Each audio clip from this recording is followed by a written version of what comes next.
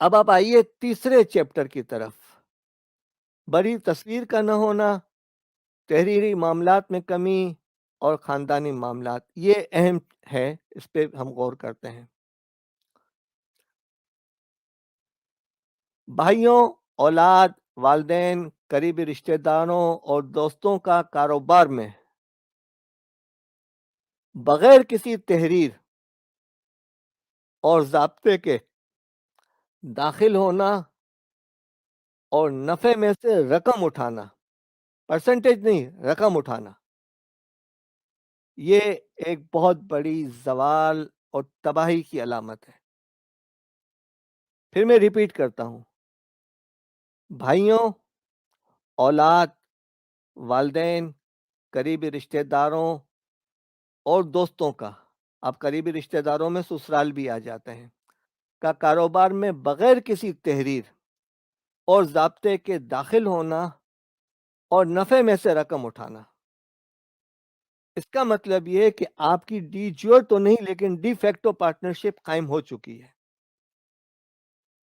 اور اسے جو ہے ڈاکومنٹ کرنا آپ کے لیے بہت ضروری ہے.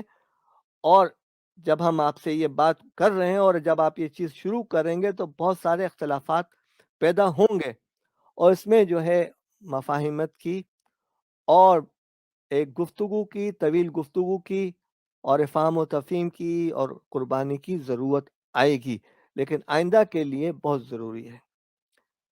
مزاج کا اختلاف، یعنی آپ ایک کاروبار کر رہے ہیں، دو بھائی بھی اس کے اندر شامل ہیں، ایک لاگت کو ضروری سمجھتا ہے اور دوسرا اسے ایک فضول خرچی سمجھتا ہے. آپ کو اندازہ ہو جائے گا کہ یہ اختلاف چلتا رہتا ہے، لیکن اس کا حل کیا ہے؟ باہمی گفتگو، ایک دوسرے کو کنونس کرنا، ایک دوسرے کو منوانا. پھر آئیے اسی طرف، کاروباری معاملات ضبط تحریر میں نہ لانا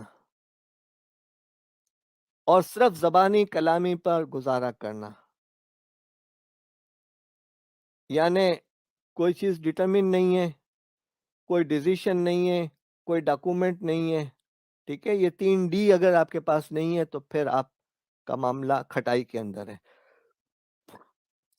امانت داری اور سچائی اور انصاف سے ہٹ کر کاروباری معاملات چلانا اور ذاتی اور غیر ضروری اخراجات کاروبار کی مد میں ڈالنا. دیکھیں، یہ مشترکہ کاروبار کا بہت بڑا مسئلہ ہے کہ ایک پارٹنر جو ہے وہ تو بزنس کلاس میں ٹریول کر رہا ہے. ہاں، اگر ضرورت ہے کسی وقت کے ساتھ جا رہا ہے اور اسٹیٹس کو مینٹین کرنے کے لیے ضرورت ہے تو وہ اپنی جگہ پر ہے. لیکن دوسرا بھائی جو ہے اسے کہا جا رہا ہے کہ آپ بس میں جاؤ یا ٹرین میں جاؤ، یا دوسرے پارٹنر کو اس طریقے سے کہا جا رہا ہے. تو یہ جو ہے ڈیمونسٹریٹڈ جسٹس ہے، اس کی بھی بڑی ضرورت ہے. انصاف نہ صرف ہونا چاہیے بلکہ نظر بھی آنا چاہیے.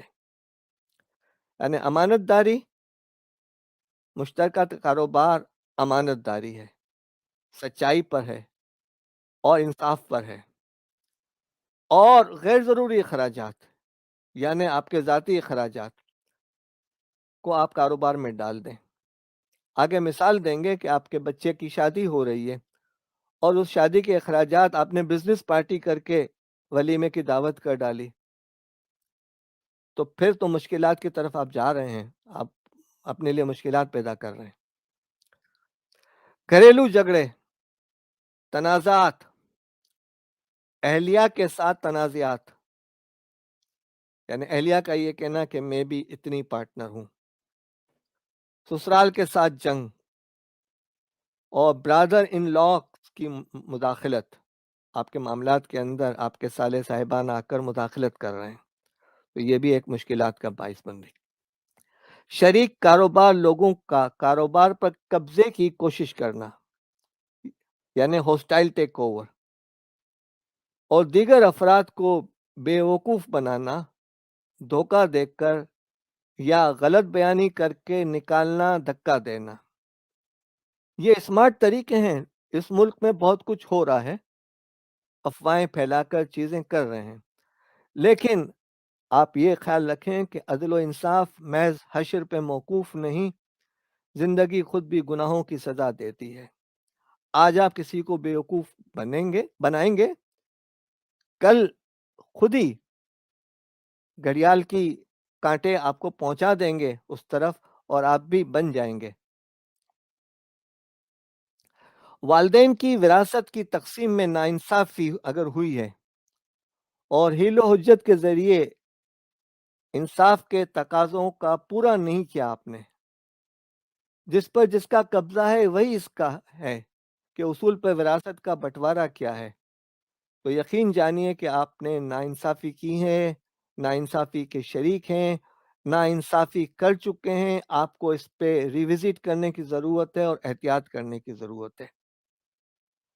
کاروبار میں تسلسل کی منصوبہ بندی کا نہ ہونا، میرے بعد کیا ہوگا، میرے بعد کاروبار کس انداز سے چلے گا، نہ غور اور نہ ہی فکر، یہ ہم بتا رہے ہیں جو کاروباری خاندان ہے اس کے لیے۔